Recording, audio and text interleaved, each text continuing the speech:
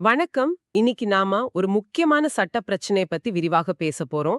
அதாவது, ஒரு கம்பெனி எவ்ளோ கரண்ட் யூஸ் பண்ணுதுங்கிறத மட்டும் வச்சு, அவங்க சேல்ஸ மறைச்சு டாக்ஸ் ஏமாத்திட்டாங்கன்னு சொல்ல முடியுமா? இதுதான் கேள்வி. ம். இது இப்ப நெறைய இடங்கள்ல வர்ற ஒரு பிரச்சனை மாரி தெரியுது. ஆமா.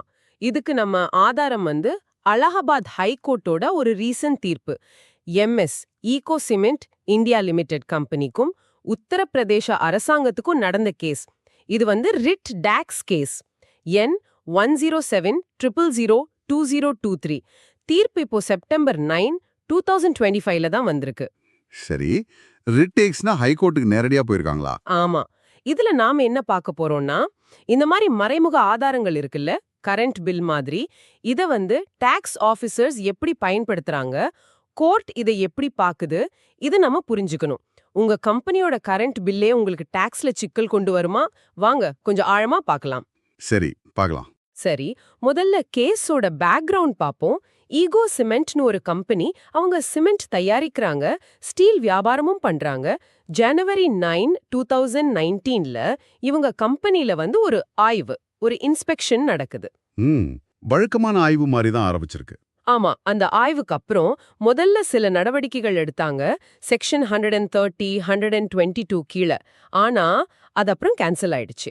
ஓ! முதல்ல எடுத்த ஆக்ஷன் ரத்தாயிடுச்சா? ஆமா. ஆனா கொஞ்ச நாள் கழிச்சு அதே கம்பெனி மேல இந்த தடவை வேற செக்ஷன், அதாவது செக்ஷன் 74 கீழ புதுசா நடவடிக்கைகள் தொடங்குனாங்க. இதுல ரெண்டு முக்கியமான குற்றச்சாட்டு. ஒன்னு, அவங்க ஸ்டாக்ல தேடா இருக்குன்னு. இன்னொன்னு, இதுதான் நமக்கு முக்கியம், அவங்க ரொம்ப அதிகமா கரண்ட் யூஸ் பண்ணிருக்காங்கன்னு. இங்க ஒரு முக்கியமான விஷயத்த கவனிக்கணும். முதல்ல யூஸ் பண்ண செக்ஷன் 130, 122 பெரும்பாலும் சரக்க பறிமுதல் பண்றது, ஃபைன் போடுறது மாதிரி உடனடி நடவடிக்கைகள். ஆனா இந்த செக்ஷன் 74ங்கிறது டாக்ஸ் ஏமாத்தணுங்கிற நோக்கத்தோட செஞ்சாங்கன்னு ப்ரூவ் பண்ணணும். இது கொஞ்சம் ஆழமான விசாரணை. ஓ, அப்போ இன்டென்ஷன் ப்ரூவ் பண்ணணும். ஆமா. சோ முதல்ல எடுத்த ஆக்ஷன் ரத்தானதும் அவங்க இந்த தடவை வரி ஏய்ப்பு நோக்கத்தை குறி வச்சு இந்த புது கேஸ ஆரம்பிச்சிருக்காங்க. அதுல இந்த அதிக கரண்ட் உபயோகத்தை ஒரு மெயின் பாயிண்டா வச்சிருக்காங்க.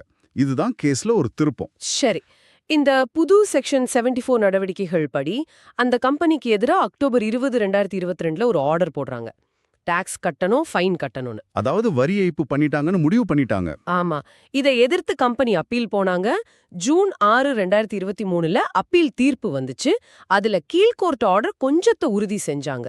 முழுசா இல்ல, பகுதி அளவு. அப்போ அப்பீல்லையும் முழுசா ஜெயிக்கல. இல்ல. அதனால தான் அந்த ஹைகோர்ட்டுக்கு இந்த ரிட் மனு மூலமா போனாங்க. அவங்களோட மெயின் வாதம் என்னன்னா, சும்மா கரண்ட் பில் அதிகமா இருக்குங்கிறத மட்டும் வச்சு நாங்க சேல்ஸ மறைச்சிட்டோம்னு சொல்றது ஆர்பிட்ரரி, அதாவது தன்னிச்சையானது, அதுக்கு சட்டப்படி இல்லன்னு சொன்னாங்க.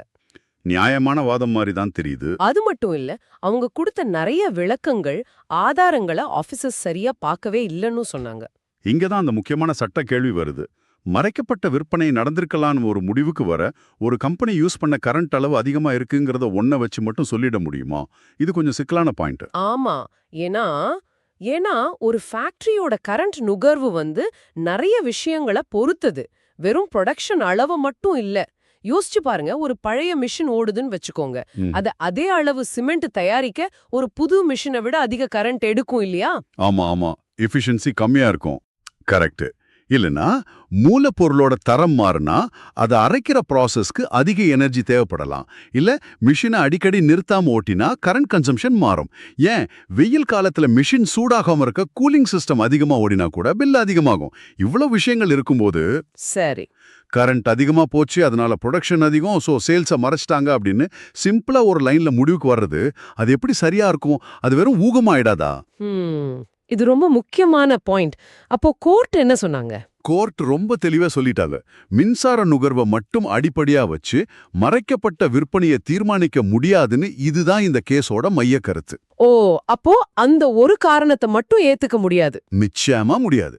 வெறும் கரண்ட் யூசேஜ் ரேட்டாவை வச்சு மட்டும் முடிவு பண்ணா அது சட்டப்படி நிக்காதுன்னு ஹைகோர்ட் ரொம்ப திட்டவட்டமா சொல்லிட்டாங்க. அதோட நிறுத்தாம ப்ரொடக்ஷன் சம்பந்தப்பட்ட மத்த காரணிகளையும் பார்க்கணும்னு சொன்னாங்களா? ஆமா. அதாவது என்ன மெஷின் யூஸ் பண்ணாங்க, உற்பத்தி முறை என்ன, ரா மெட்டீரியல் எப்படி இருந்துச்சு, இந்த மாதிரி பல விஷயங்களை ஆபீசர்ஸ் ஆய்வு செஞ்சிருக்கணும், கணக்குல எடுத்திருக்கணும்னு சொன்னாங்க. சரி சரி. இது வெறும் டெக்னிக்கல் விஷயம் இல்ல, நீதியோட அடிப்படை. ஒரு அனுமானத்துல வரி போடக்கூடாது, அதுவும் இல்லாம இந்த கேஸ்ல அந்த ஈகோ சிமெண்ட் கம்பெனி அவங்க தரப்பு நியாயத்தை விளக்க கரண்ட் ஏன் அதிகமாச்சுன்னு சில ஆதாரங்கள் விளக்கங்கள் எல்லாம் கொடுத்திருக்காங்க. ம். ஆனா அந்த ஆதாரங்களை மதிப்பீட்டு அதிகாரி அசஸிங் அத்தாரிட்டி அப்புறம் மேல்முறையீட்டு அதிகாரி அப்பலட் அத்தாரிட்டி 2 பேருமே கொஞ்சம் கூட கண்டுக்காம முழுசா புறக்கணிச்சுட்டாங்கன்னு கோர்ட்டு கண்டுபிடிச்சாங்க.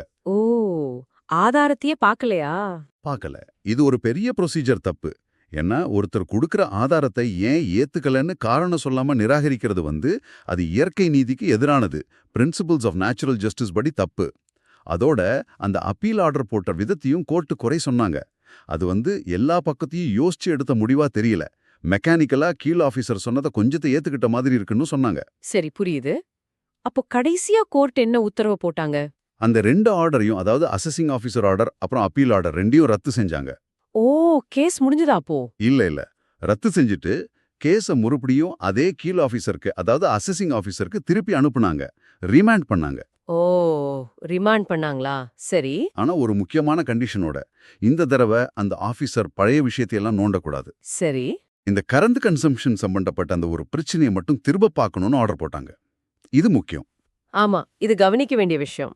அப்புறம் இந்த மறுபரிசீலனையில கம்பெனியும் சரி டிபார்ட்மெண்ட்டும் சரி 2 பேருமே தேவைப்பட்டா புதுசா ஆதாரங்கள் கொடுக்கலான்னு சொன்னாங்க. ஓ, புதுசா எவிடன்ஸ் கொடுக்கலாமா? ஆமா, அதுக்கு வாய்ப்பு கொடுத்தாங்க.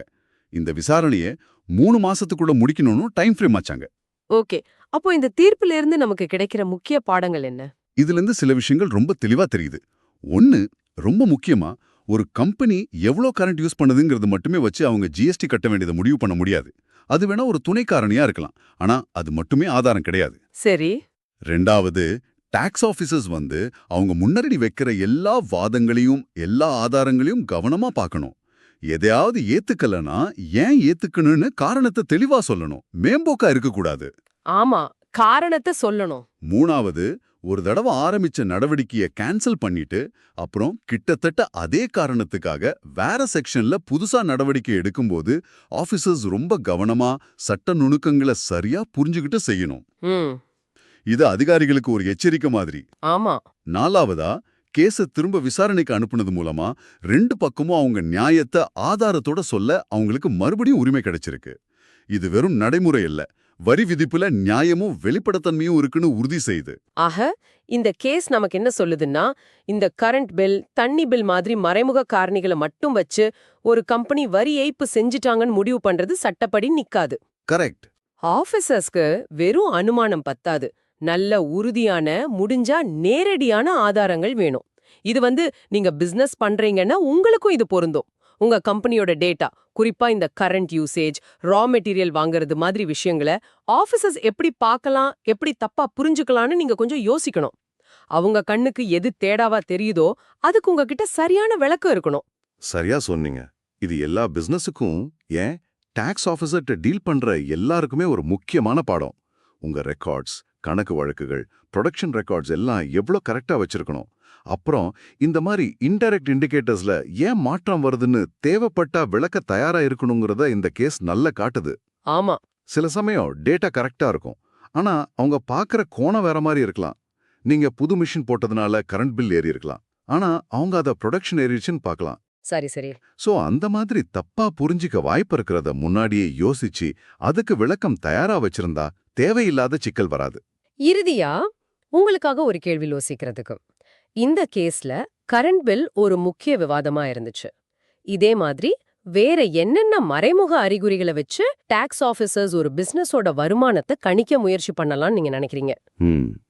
நல்ல கேள்வி. உதாரணத்துக்கு தண்ணி பில் அளவு, இல்ல வாங்குற மூலப்பொருளுக்கும் வர்ற அவுட்புட்டுக்கும் உள்ள ரேஷியோ, இல்ல வேலை செய்யற ஆளுங்களோட எண்ணிக்கை. ஏன் ஒரு ஹோட்டல்னா கேஸ் சிலிண்டர் எண்ணிக்கை கூட ஒரு குறிகாட்டியா இருக்கலாம். ஆமா இல்லையா? அப்படி வேற ஏதாவது அறிகுறிகள் இருந்தா அதுல வர்ற இயல்பான மாற்றங்களை விளக்க உங்க பிசினஸ் எந்த அளவுக்கு தயாரா இருக்கு? இத பத்தி நீங்க யோசிச்சு பார்க்கலாம்.